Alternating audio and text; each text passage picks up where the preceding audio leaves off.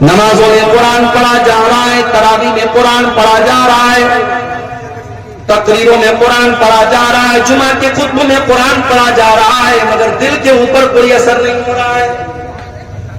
آؤ میں جواب دیتا ہوں، قرآن کا پہلا پارہ کھولو، اللہ فرماتا ہے ثم قست قلوبكم من بعد ذلك فهي كالحجارة او اشد قسوة۔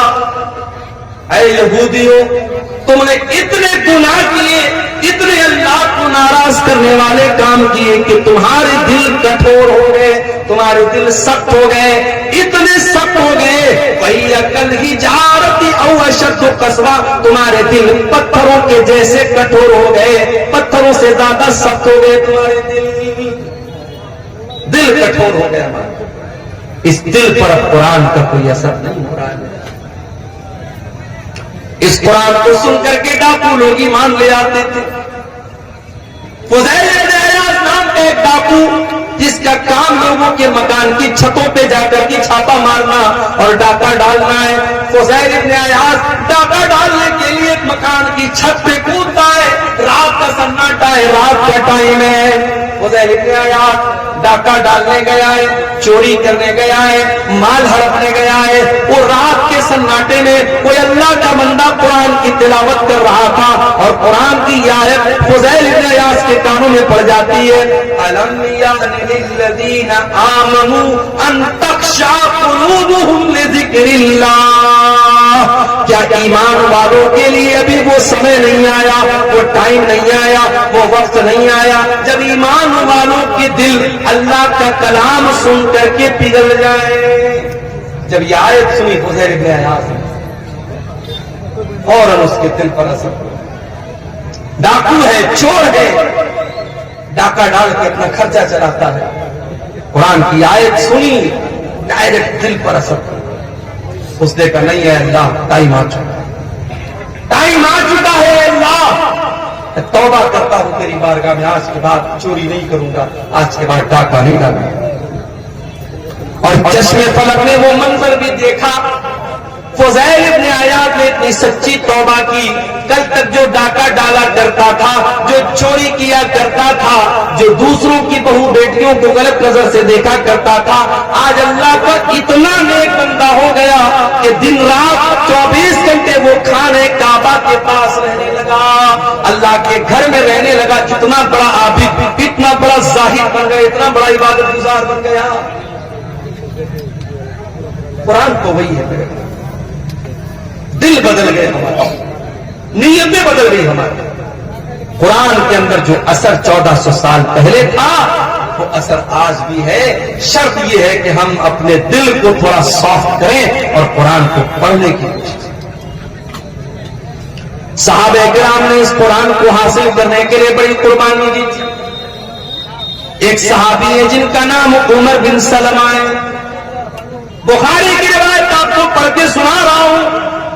عمر بن سلمہ کہتے ہیں کہ میں ایسی جگہ رہتا تھا، ایسی لوکیشن پہ رہتا تھا کہ جب عرب میں کوئی قافلہ آتا تھا، مکے میں کوئی قافلہ آتا تھا تو ہمارے گاؤں کے پاس سے، ہمارے ٹاؤن کے پاس سے گزرتا تھا، راستے میں مڈ راستے میں ہمارا گاؤں پڑتا تھا، قصبہ پڑتا تھا۔ حضرت عمر بن سلمہ کہتے ہیں ہمیں معلوم ہوا کہ مکے میں ایک رسول آئے، ہم نے اس رسول کے بارے میں لوگوں سے ڈیٹیل پوچھی، لوگوں نے ڈیٹیل بتائی۔ میں نے پوچھا وہ نبی کیا پڑھ کے سناتے ہیں، تو لوگوں نے قرآن کی آیتیں پڑھ کے سنائی۔ عمر بن سلمہ کی عمر ماتر 6 سال ہے، 6 یا 7 سال، 6 یا 7 سال کا بچہ ہے۔ اس نے اس قافلے کے لوگوں سے قرآن کی آیتوں کو سن کر کے یاد کر لیا۔ اچھا یہ بھی اللہ کی بڑی عجیب قدرت ہے، دنیا کی کوئی اور کتاب 5-6 سال کا بچہ یاد نہیں کر پاتا۔ آپ کے بہار کے شیرشاہ آبادی علاقے کا رہنے والا بچہ ہے، اس کی لینگویج بنگلہ ہے، اس کی زبان ہندی اردو ہے، وہ تو جانتا بھی نہیں عربی زبان۔ وہ مدرسے میں آتا ہے، مولوی صاحب اسے نورانی قاعدہ پڑھاتے ہیں، ناظرہ قرآن پڑھاتے ہیں، حفظ کراتے ہیں، کچھ بچے 6 مہینے میں، کچھ 1 سال میں، کچھ 1.5 سال میں، کچھ 2 سال میں قرآن یاد کر لیا۔ ہمارے ایک دوست کا بچہ ہے ممبئی میں، اس نے 6 سال کی عمر میں قرآن حفظ کر دیا۔ یہ قرآن کی برکت ہے۔ اللہ نے قرآن کو آسان بنایا ہے یاد کرنے کے لیے، 6 سال کا بچہ بھی قرآن کو یاد کرے۔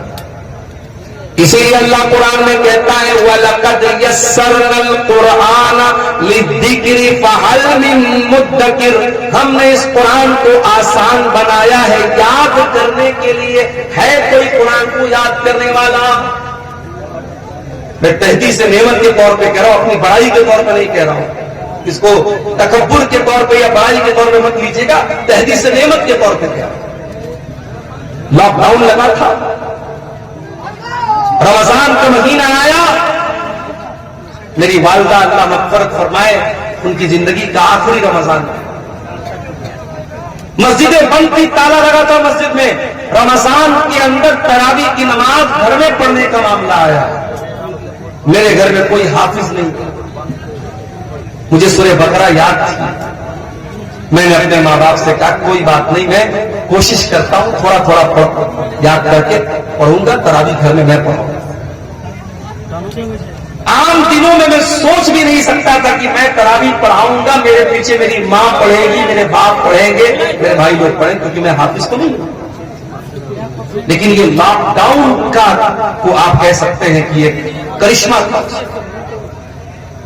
اللہ تعالیٰ کو یہ بھی لکھنا تھا میرے مقدر میں کہ میری والدہ کا آخری رمضان ہے، ان کی زندگی کا لاسٹ رمضان ہے، اسی کے بعد ان کا انتقال ہوا تھا، اور تراویح کی نماز وہ میرے پیچھے پڑھ رہی۔ پہلے دن میں نے آدھا پارا پڑھایا، دوسرے دن پھر آدھا پارا پڑھایا، تیسرے دن پھر آدھا پارا، چوتھے دن پھر آدھا پارا، 5ویں دن سورہ بقرہ ختم ہوئی۔ سورہ بقرہ کے بعد سورہ آل عمران آتی ہے، میں بیٹھ کر کے آدھا پارا میں نے اور یاد کیا، رات میں تراویح میں پڑھ دیا۔ اگلے دن پھر آدھا پارا یاد کر کے میں نے تراویح میں پڑھایا۔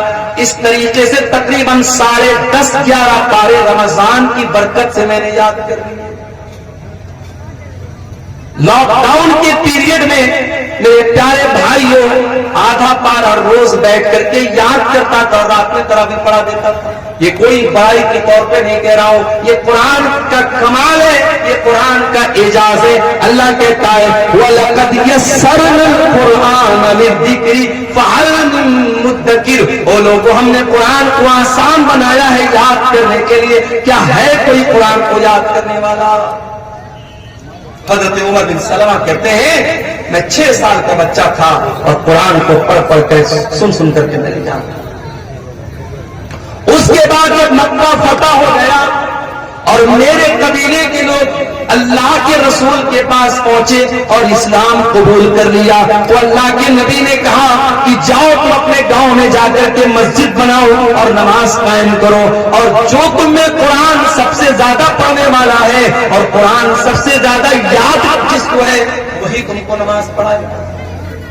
جب میرے گاؤں کے لوگ آئے تو سب سے زیادہ قرآن مجھ کو یاد کر، اور اسی لیے امام بخاری رحمۃ اللہ علیہ اس حدیث کو صحیح بخاری میں جب لائے ہیں تو چیپٹر کیا قائم کیا ہے، باب امامت الصبی، کہ اگر بچہ بھی قرآن کا حافظ ہے، قرآن اچھا پڑھ رہا ہے اور بچہ سمجھدار ہے، صحیح طریقے سے نماز پڑھ رہا ہے، تو بچے کو بھی امام بنا سکتے ہیں، بچے کو امام بنانے میں کوئی حرج کی بات نہیں۔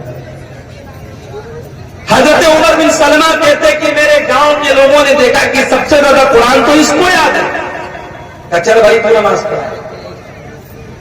اب یہ کہتے ہیں کہ میں بہت غریب فیملی سے تعلق رکھتا تھا، ایک ہی چادر تھی میرے پاس، ایک ہی چادر تھی، وہی لنگی بھی تھی اور وہی میرا کرتا بھی تھی، ایک ہی چادر میں پہنا کرتا تھا، ایک ہی چادر پہن کر کے میں نماز پڑھاتا تھا۔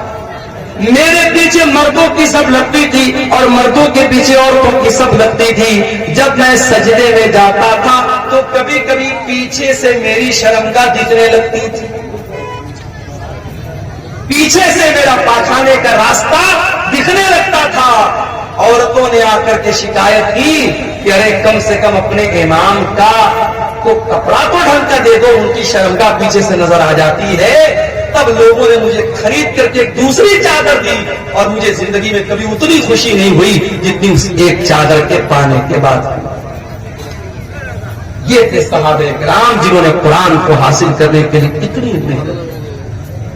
और मैं आपको ये भी बता दूं, कोई पूछ सकता है भाई कुरान की जरूरत क्या है, हमारे पास इतनी नॉलेज है, इतनी अकल है, हमें कुरान की क्या जरूरत है।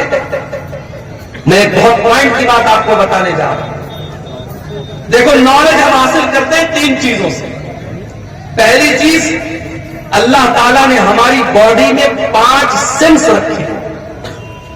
हम कोई चीज देख करके पता लगा लेते हैं। जैसे मेरी आंखें देख रही, सामने ट्यूबलाइट लगी है, व्हाइट रोशनी है, हमारी आंखों से पता लगता है। ये झालर जो लगी है रेड कलर की है, व्हाइट कलर की है, हम आंखों से कोई चीज देख करके इल्म हासिल करते हैं। कान से सुन करके भी हम इल्म हासिल करते हैं। म्यूजिक बज रहा है, तकरीर बज रही है, कुरान की तिलावत बज रही है, खुसर खुसर हो रही, क्या हो रहा है, कान से सुन करके हमें मालूम होता है।